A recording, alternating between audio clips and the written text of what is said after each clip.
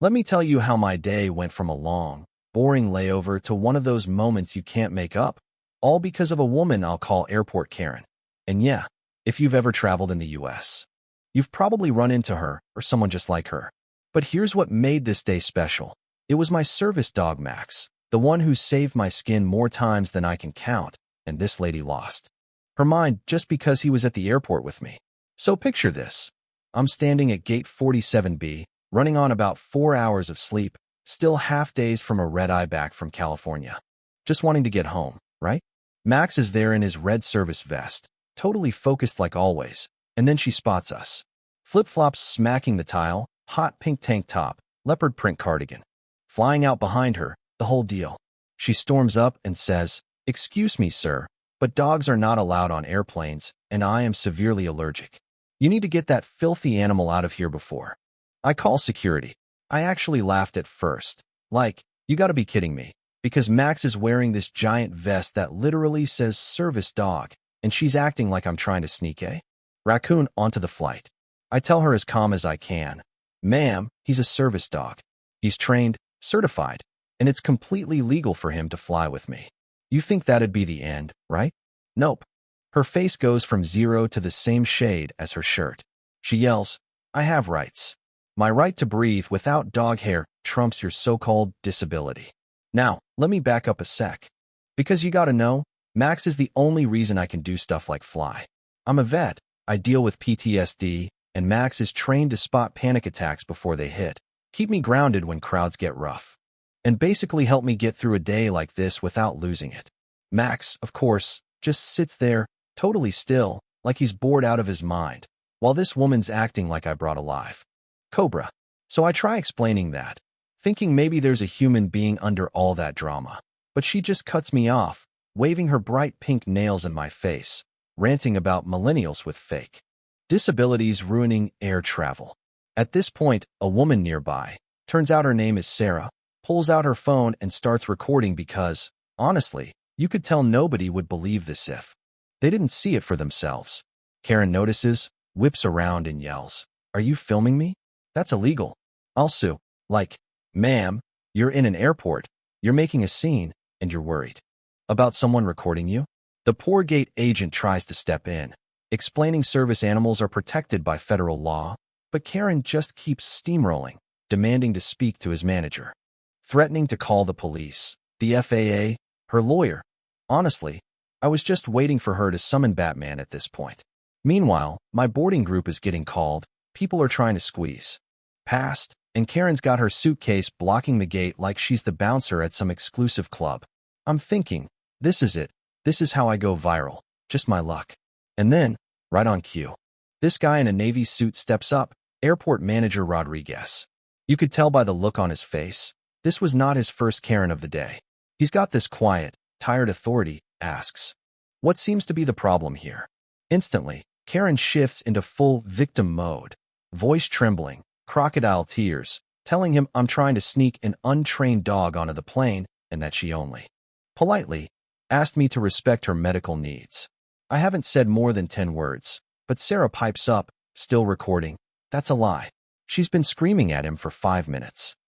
Rodriguez looks at me, then at Max, then asks for Max's documentation.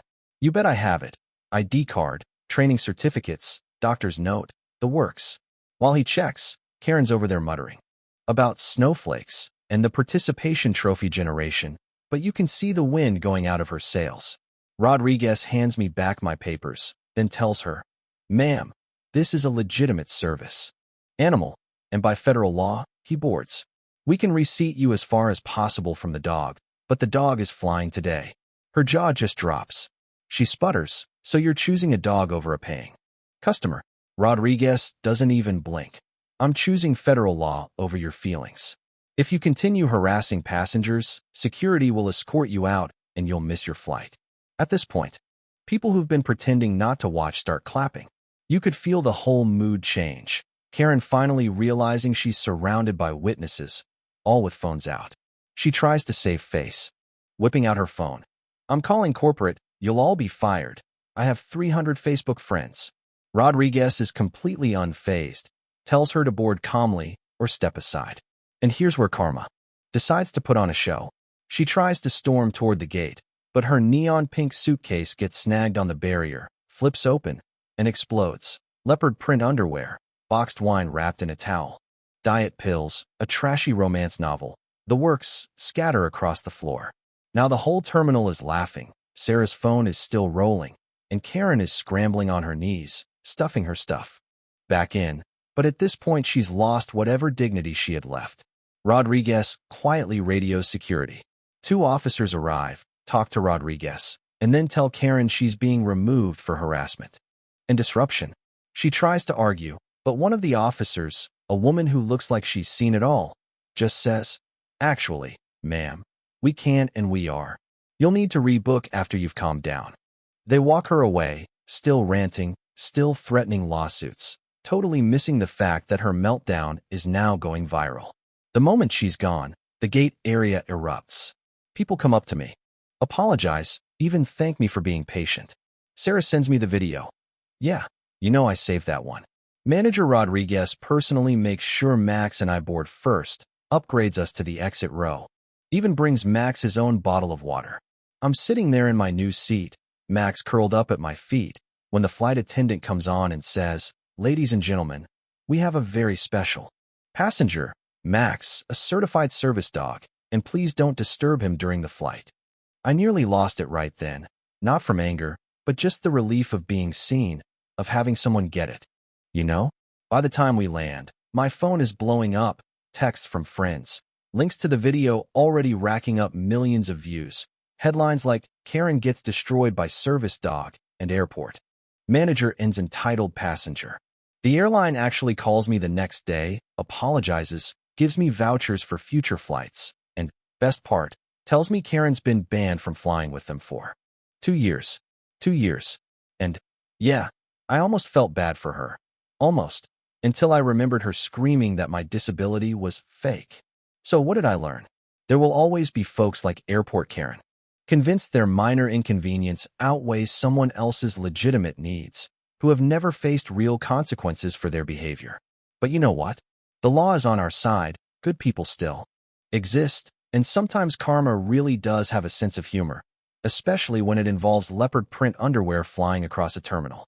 Max is still my hero, Rodriguez is a legend. Sarah's video actually helped get the word out about service dogs, and somewhere out there, I bet Airport Karen's still raging on Facebook, telling her story, leaving out the part about harassing a disabled veteran and his highly trained service dog. So, tell me, where do you stand? Who do you think was in the right? Me, Max, Karen, or the law? Drop your thoughts below, especially if you've ever witnessed something wild at an airport, or had to stand up for yourself when nobody else would. Because honestly, that's what keeps these stories going. Real people, real experiences, and a little bit of poetic justice.